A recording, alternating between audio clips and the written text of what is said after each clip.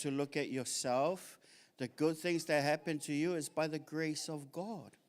Even the shoes on your feet and the clothes on your back, did you know it's by the goodness of God?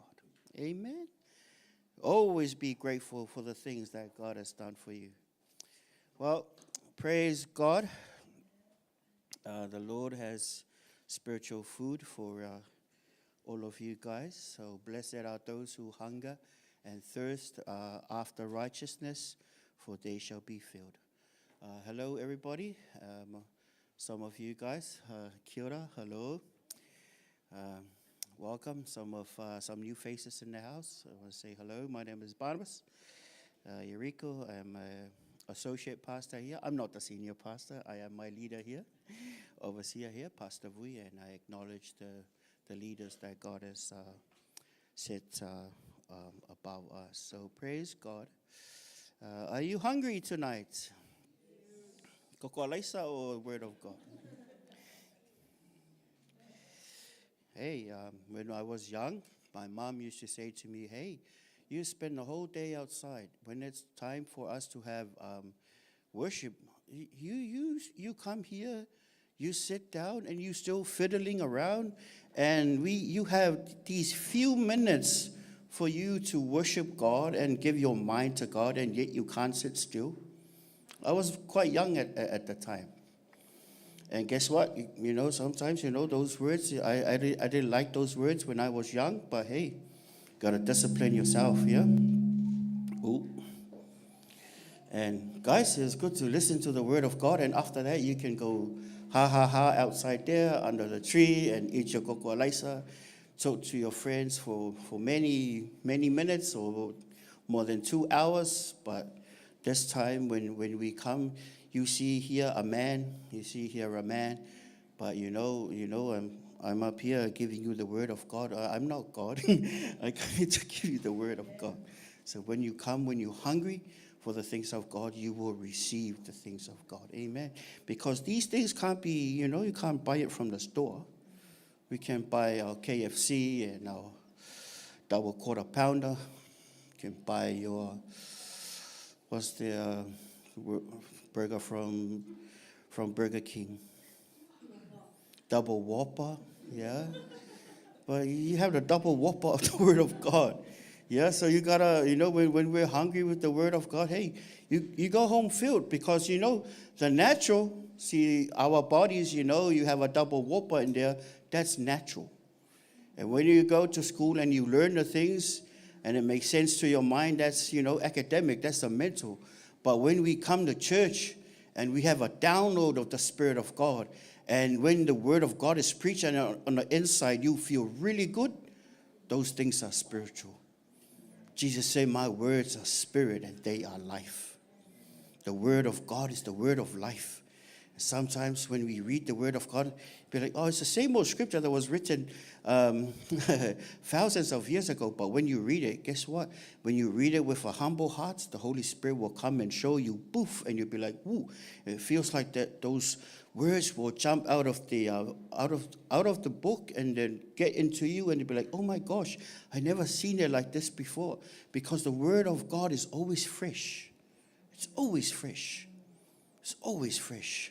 So when we come here and when we have a heart who is full of humility, I believe our church is full of humble. You think you're humble? Can you lift up your finger like this? Yeah?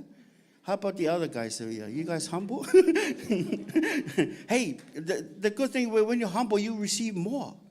Because you're saying, God, I want more. I want more. I want more of you. Because what happens to a child who doesn't eat? Starving? Yes. And skinny? Oh my gosh. And faint? Yes. And dehydrated? Yes. And malnutrition? Yes. Hey, did you know there are a lot of Christians who have malnutrition, who are like very sick, like can't even function in the things of God? Why? Because they have malnutrition spiritually. Yeah, I'm sorry to say, I'm not trying to knock anything, but hey, There are a lot of Christians, on the outside, man, they look good. They look pretty on the outside, but inside they can't even walk. They may be going on a wheelchair. Yeah, are you on a wheelchair spiritually today, or? Oh, one no. Hey, it's very important because the Word of God says, receive with meekness. Meekness means humility. Receive with meekness the engrafted Word of God, which is able to save your souls. That's why people, when I was young, when I go to church and listen to the pastor preaching, I be careful that my heart is low. I be careful that I say to myself, man, I know nothing. I got to go there and I listen. And I don't know how many times I said this story in a long time ago, but I'm not going to say it again, but I'm just going to say it in a short version. That day I went and my heart was full of pride. I tried to listen, and I see the people right there, James 1:21. Therefore, lay aside all filthiness and overflow of wickedness. Anybody in the house with filthiness and overflow of wickedness? No? Okay, thank you. And receive with meekness, which is humility, the implanted word which is able to save your souls. Because this word of God, it's fresh, it's clear, it's like milk, it's like a hammer. Amen. And it says that the word of God is able to save our souls. That means what? There's a lot of people, you know what? In prison, they give away the word of God. I have many clients, they're prisoners. They come to me and when they do the assessment, they say, brother, we have the word of God at prison. And I was like, hey, they give you the word? Yeah, I was given the word of God. And I said to him, that's really good. Because they know that's the only word that can change your life. And he looked at me kind of like, no, and I said to him, I think he's a Christian now, I'm not sure. But hey, that tells you what? That this word is powerful. It can change someone's life. Amen. So, praise God. Are you ready to be fed the word of God today? Yes? Okay. Thank you. So, as the theme for this year, I will say that the mothers were having their themes in Colossians, where it says that, that we should be in Christ. Well, 1 John 1:7. And 1 John 1:7, it goes like this. You got your Bible up there or your Bible up there. But if we walk in the light as God, as He is in the light, we have fellowship with one another, and the blood of Jesus Christ, His Son, cleanses us from all sin. What if we walk in darkness? What happens? We have no fellowship with Jesus. If we walk in fellowship, but if we walk in the light, as He is in the light, we have fellowship with one another, and the blood of Jesus Christ, His Son, cleanses us from all sin. But what comes first? We got to walk in the light as He is in the light. God is not in darkness. In God, there is no darkness at all. No darkness. No darkness. Youth, God, no light. No darkness, sorry. God is the Father of lights. It says in James. He is the Father of lights. But if we walk in the light, as He, God, is in the light, we have fellowship. That means fellowship means what? Connection. You have connection with God. You have direct connection with God. Amen.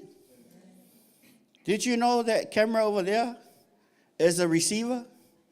And then, there's a transmitter on that camera, and there's a receiver at the back room over there, so that the image and sound will go straight to that receiver.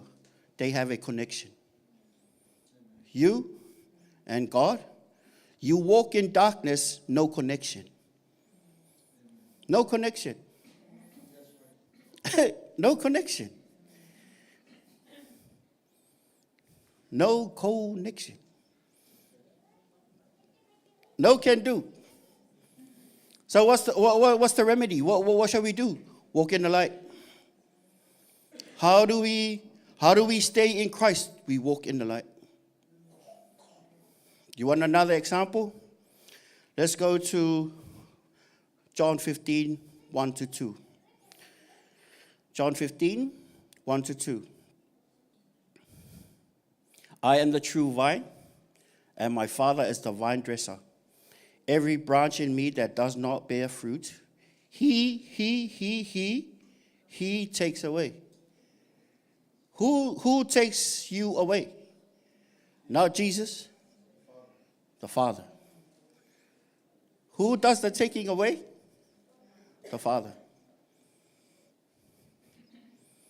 I am the vine, Jesus said, and my Father is the vine dresser. Every branch in me that does not bear fruit, he takes away. And every branch that bears fruit, he prunes that it may bear more fruit. Amen. John 15, verse 6. 15, verse 6. If anyone does not abide in me, what did we talk about? Connection. Connection. 15:6, John. If anyone does not abide in me, Jesus said, he is cast out and is withered, and they gather them and throw them into the fire, and they are burned. If anyone does not abide in me, connection. Everyone say the word connection. Connection. Connection. Coconut, say connection. You gotta say your homework. Connection. Connection. Guess what? People who walk in darkness, they end up in hell. No connection. You want another one? Revelation 3. Verse 15. Verse 16. Revelation chapter 3, verse 15, 16. I know your works. Oh, it's the thous. Sorry, I got the thous here. Anyway, I know thy works. Let's go with that one. I know your works, that you are neither cold nor hot. I could wish you were cold or hot. 16. So then, because you are lukewarm, neither cold nor hot, I will vomit you out of my mouth. No connection. Jesus wants you to, when you become a Christian, God wants you to walk in the light. If you become a Christian, God wants you to be serious with your walk. Connection. There are many people who are Christians, but they don't walk in the light. They walk in darkness. They are lukewarm. Many Christians, they are sitting on the fence. They are still trying to juggle. Shall I go with God or shall I go with my own way? You will never see life until you give it away. You will never see your life until you give your life away to serve. Jesus said, if you love me, you're going to lose your life. Jesus said, he who follows me, take up your cross, deny yourself, and follow me. Some Christians, they don't want to follow. Why? Because being a Christian carries shame. Some people, they like to live their own way, their own Christianity, the way they live out their lives, their normal routine, their daily lives. But between you and Father, there is no connection. You only have a code, there's no connection. God does not want you to sit on a fence. God wants you to be serious with your life. Death and life is in the power of the tongue. You can create your own culture in there Sometimes, when we come to Jesus, what do we start with? You start with the person coming to Jesus and say, Father, Lord, I'm a sinner. Please forgive me. I give my life to you. Hey, God gave his son, and his son gave his life for you. The best thing to do is to give your life for God. Give your life for the one who gave his life for you. Because if you follow your own, you're going to end up with no connection. Because this flesh wants things of this world.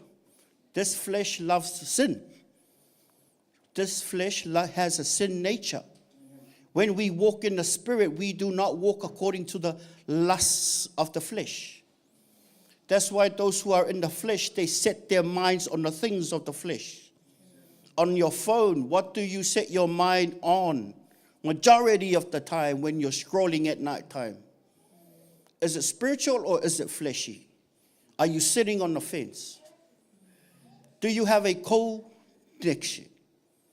Do you have a connection or just a or just a connection? Amen. God is trying to communicate. Many children of God, they be like, I can't hear from God. No, there's a lot of voices that you allow. There's a lot of voices that we allow. There's a lot of voices that we allow, and we can't pray. We can't sit still when we try to connect with God. Because our mind is so filled with a lot of things on the phone, and scroll. So busy. Guess what? You don't know your death date. You know your birthday, but not your death date. You have no idea that the devil is after you, wants to take you out as ASAP.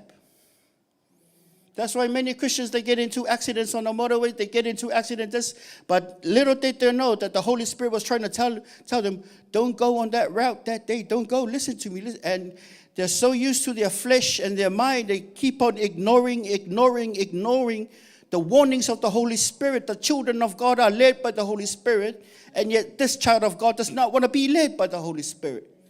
They want to be filled with the things of their flesh. I want this is how I want it. This is cool, my friends like this, therefore I go with this. No connection. That's why we want to come to church and listen to the word of God so we might have a connection with God. We want to have a solid connection. Sometimes that transmitter, and then there's a lot of, maybe there's a blockage here. And the signal we're getting at the back is kind of like glimpses, kind of like shady images. Why? Because the devil wants to destroy your connection with God, your connection with the Holy Spirit. And yet the Holy Spirit is living inside you, inside your spirit. You are a child of God. You are in Christ. And the way for you to live out your in Christ experience is to walk in the light, is to walk in the Spirit. Sometimes your flesh will tell you, hey, says in 10:13 that, it is common that, every temptation is not common. If God gives you a temptation, hey, he will not give you a temptation that will be way stronger than the faith that you already have. If God allows a temptation to come, it's because he knows that you can overcome it. And it says there in Corinthians that God will provide, not only he is faithful, he will not allow you beyond what you can bear, he will also provide a way for you out. God will provide a way of escape that you may be able to bear the temptation. So no excuse when you're on your judgment day and on my judgment day. There'll be no excuse. Pastor Barnes didn't talk to us about that stuff. I'm talking to you now. On your judgment day, I ain't going to be there. You are going to be there. You will answer. You will answer to Jesus.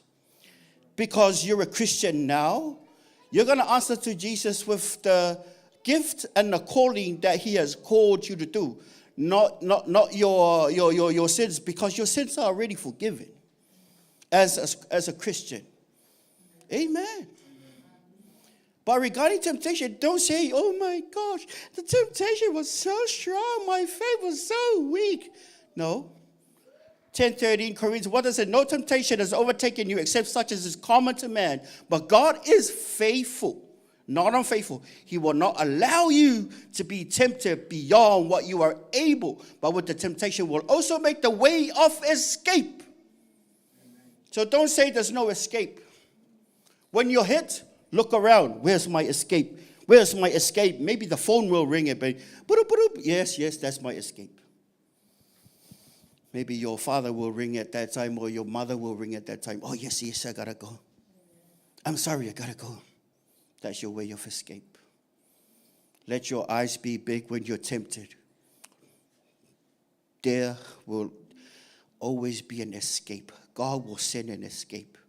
But some Christians, God is giving you the escape route, but it's because you prolong it and you stay there too long, to the point where your flesh gets stronger, therefore you will never go to your escape route.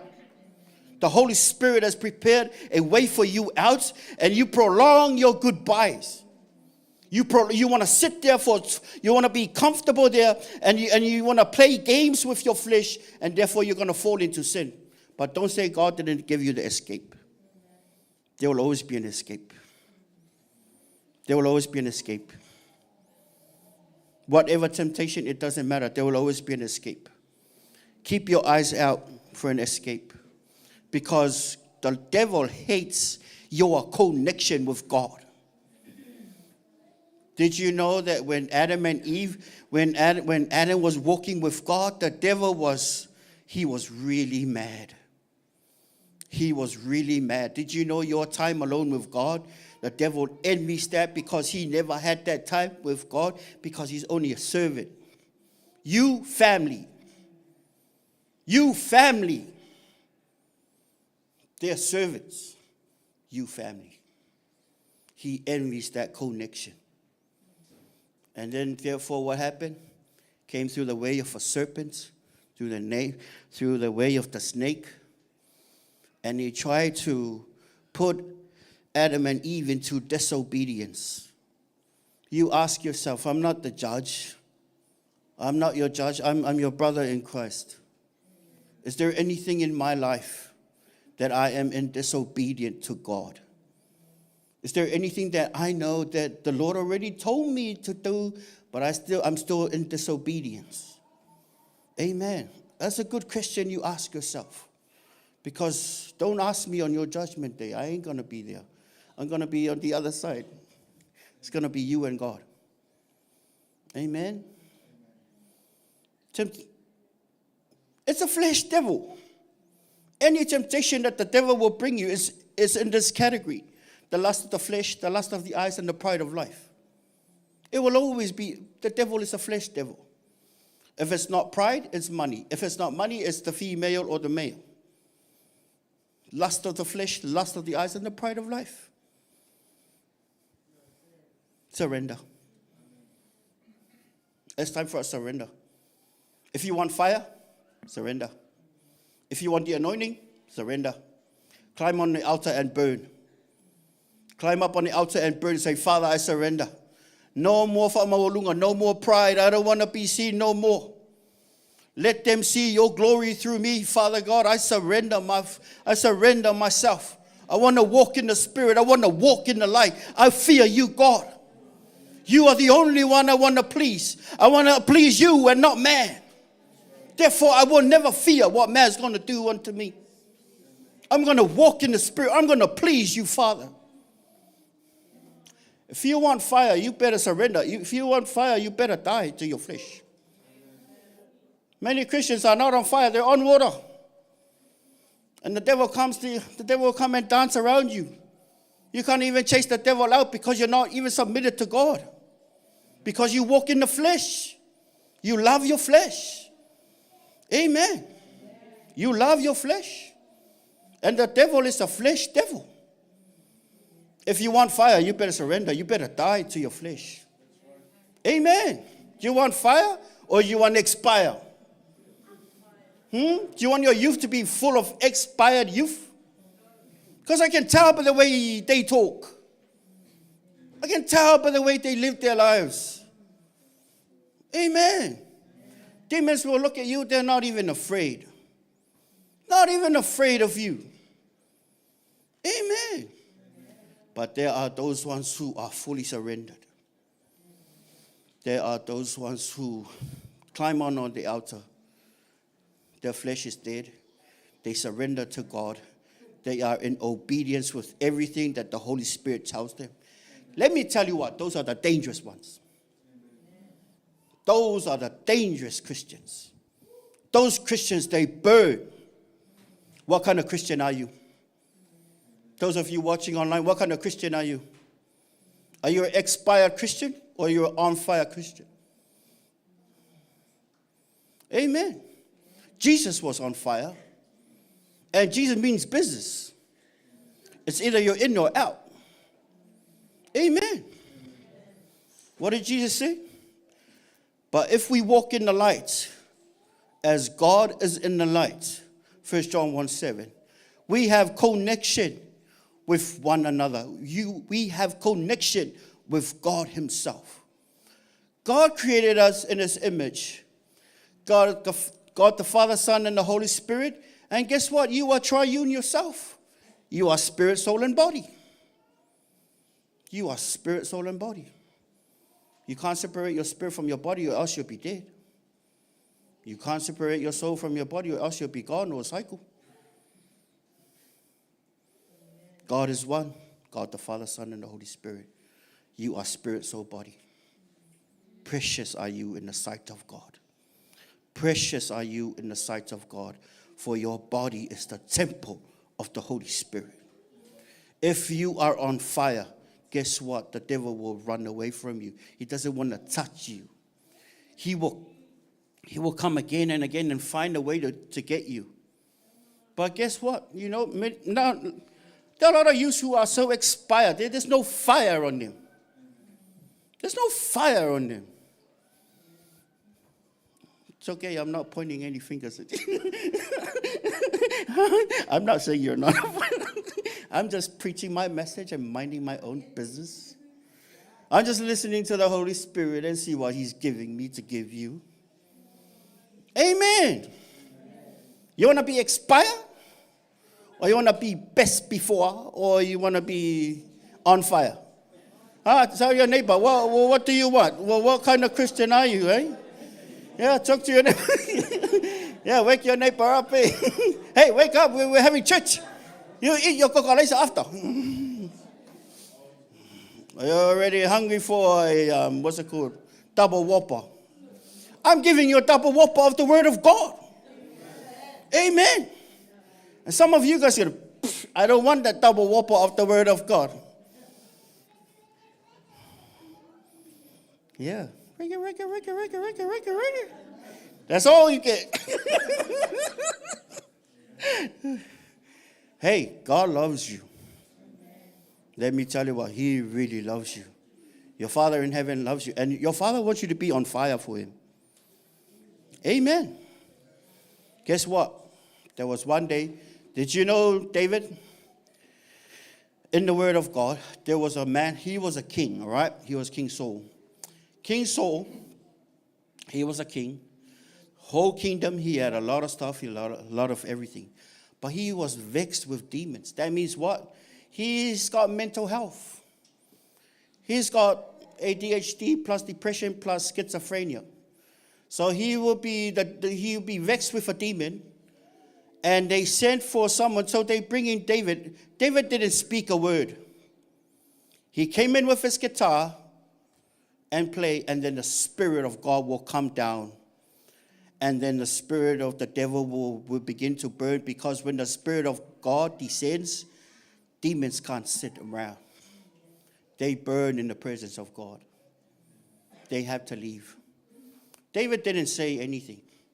He just came in with his guitar and played his guitar, and then the Spirit will leave. David didn't say, in the name of Jesus, I rebuke you. No, he didn't do that. He just came in and he played. Guess what? What talent do you have? David just came and played because he had a connection with God. That's why he's on fire. You ask yourself, do I have a connection with God? Do I have a solid connection with God? Because if you have a solid connection with God, you're going to be on fire. Amen. There was one time this person played the guitar. I just walked in the room and I heard and I felt the presence of God. He wasn't saying anything. He was playing the guitar and I felt him. I felt God when he was playing the guitar. Didn't even say anything, just playing the guitar. Didn't even say anything, and I felt it. And I said to myself, that person has been talking to God in his private time. Because when he comes here in public, it shows forth. It will show forth. Many Christians, they don't want to do their own private prayer time alone with Papa. They don't want to spend time with God. They rather talk to their friends on FaceTime and Facebook and whatever apps they have on there. They don't like the connection. Guess what? You're being distracted by the enemy. Because the enemy doesn't want you to be on fire. Because when you're on fire, he's gonna flee. He's gonna move away, and then the anointing of God will come on our team, will come on you. Amen. I know when the anointing is on the worship team. You know, because you're a spirit. Spirit minister to spirit. Your spirit will pick it up. Anyone who does praise and worship, you'll know in your spirit that team, that person did a great job. You will know in your spirit because you are spirit. Amen. You will know that they spend time with God. Amen. Our worship team is doing a great job, but you guys can do better. There's still room for improvement. Amen. Even personal effort, even if you're not in the team. Amen. You know yourself. You got to be on fire because it's not just a worship team I'm talking about. It's your own individual journey with God. We need to be on fire for God. Why? Guys, there's a lot of people out there who need Jesus. There's a lot of people out there who need God, who need that love, who need that light to come out of you. Amen. There's a lot of people who need help. David didn't say much. He just came and played, and the Spirit of God will come. Maybe you go and talk to that friend in the supermarket, the Lord, Holy Spirit telling you in your spirit, talk to that brother. Then you go talk to them next minute, you'll be crying and asking God for help, asking God for salvation. But you had the courage to go up and talk to that person. Hey man, don't be shy. Please don't be shy. Jesus said, if you're ashamed of me before men, I will be ashamed of you before my Father in heaven. And when he said that, there's billions there. It's going to be a sea of people when the Lord Jesus calls your name. When the Lord, just imagine your great-great-great-great-grandparents and many Christians who have been there since the time of the ancient times, where the times of the prophets, where million or billion is a small number, and they all look at you and you come and Jesus will give you the crown of life. Can you imagine? That's way better than a 2026 car coming in and you'll be like, oh, wow. These are the celebrities of heaven. People who die to their flesh, people who surrender to God, people who are in obedience with what God told them to do. When they come to heaven, they're going to be celebrities in heaven. Not only the other Christians will look at you, but even the angels will salute you. And when God gives you, did you know that this man, you can look it up, Jesse Duplantis, he told his story, 1988, he went to heaven, and he talked about Moses, how Moses had his amazing outfit. This is what Jesse Duplantis said. You will know a general in heaven by the way, fine stitching on their clothing. You will know a general in heaven when he walks by. You will know the things that he has done for God. Is that you? Starts with the little things. Be faithful in the little things in front of you. Be faithful with the little things that God has given you. Those men don't just get there overnight.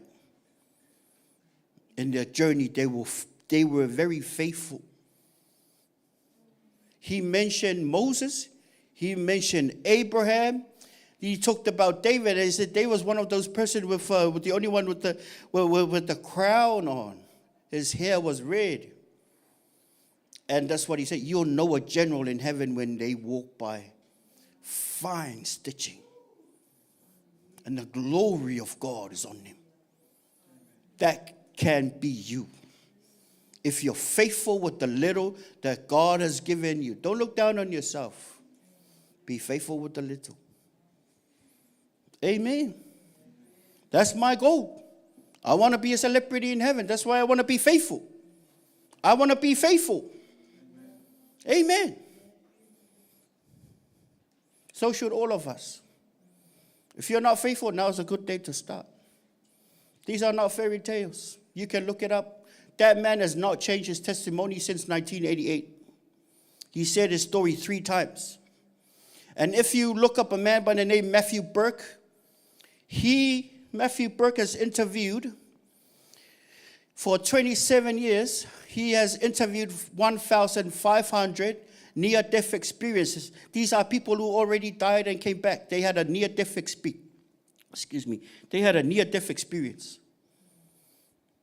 2 places, they say. Heaven is real and hell is real. Heaven is real and hell is real. Hell was not made for you. It was made for the devil and his angels. But if we disobey, we're going to end up there. You're following the enemy of God if you do your own thing. The best thing to do is to surrender, have a connection with God. Be faithful with what God has given you. Amen. Amen. Amen. Hey, God is a rewarder of those who diligently seek him. Amen. Says in Hebrews that God is a rewarder of those who diligently seek him. Call unto me and I will answer you, says the Lord. But what happens? Some people are not calling. Some people, they don't have the faith enough to call. Call upon me, says the Lord, and I will be found by you when you seek after me with all of your heart. Amen. Can you smell the cocoa laisa outside? Or the double whopper at Burger King? See, you're more into the spirit now. That's good. Because these things are more important than food. Amen. Amen. Sometimes I'm sad when I say, you guys want to go home now? And you'd be like, yes, we want to go home.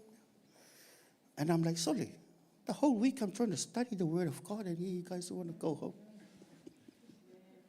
You guys are not serious with the things of God, eh?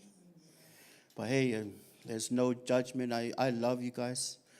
The Lord loves you very much. And guess what? The Lord, if you haven't heard from the Lord, guess what?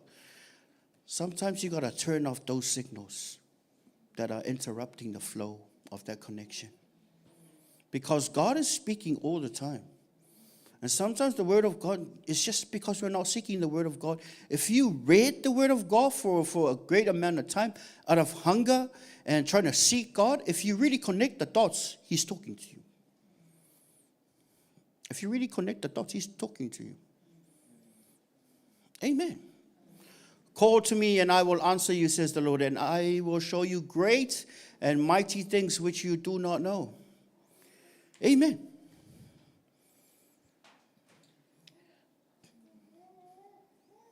Trust in the Lord with all your heart and lean not unto your own understanding. Amen. Sometimes our understanding is in the way of our connection with Heavenly Father. Because sometimes we think we know so much. And then therefore it becomes a blockage of our relationship with God. Hey, stop. Okay? Just stop. Breathe. Say, Father, I want to connect with you, Father. Please forgive me. I haven't been faithful with some of these issues in my life. I want to give it back to you, Father. Please forgive me. I want to reconnect with you. Amen. Amen. Well, that's our preaching for today.